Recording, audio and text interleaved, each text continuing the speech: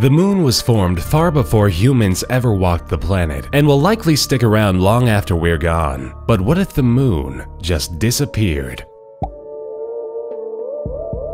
If the moon could disappear, it would do so in either of two ways. The first is turn into a black hole. The black hole that would be left would obviously have different physical characteristics, but its effect on the planet Earth would remain constant, including the tides and any gravitational effects. So how big would this black hole be? The radius would be significantly smaller than you'd probably expect. The Schwarzschild radius is the radius of the resultant sphere if all the mass of an object were to be compressed to the point the escape velocity from the surface of the sphere would equal the speed of light. For the Earth, this radius would be about 8.7 millimeters, but for the moon, the radius would be only 0.11 millimeters. Basically, the moon would become the most dangerous speck of dust in Earth's orbit. The moon could never turn into a black hole. That's just not how it works. But what if the moon just vanished? The tidal bulge is like a big rubber band. It would ripple back and forth around the globe, flooding coastal regions, but ultimately balancing out, returning the coastline sea level to a somewhat normal level. Plus, the sun is responsible for about 30% of the tides anyway, so at least the surfers would be happy. Although the moon only reflects about 12% of the sunlight that hits it, without the moon, the next brightest object in the night sky would be Venus. But if you ask the sun or any of the other planets, they wouldn't notice a change at all. And after a few thousand years, life on Earth wouldn't either.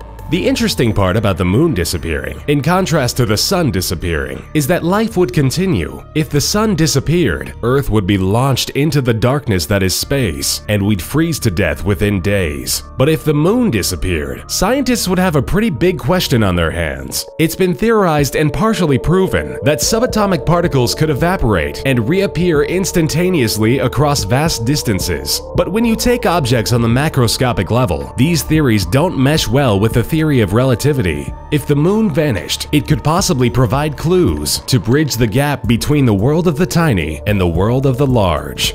Thanks for watching, and be sure to check out our friend Mike Rodolfi, who was the brains behind this video. You can find other videos like this on his channel, as well as some pretty cool science-related gaming videos.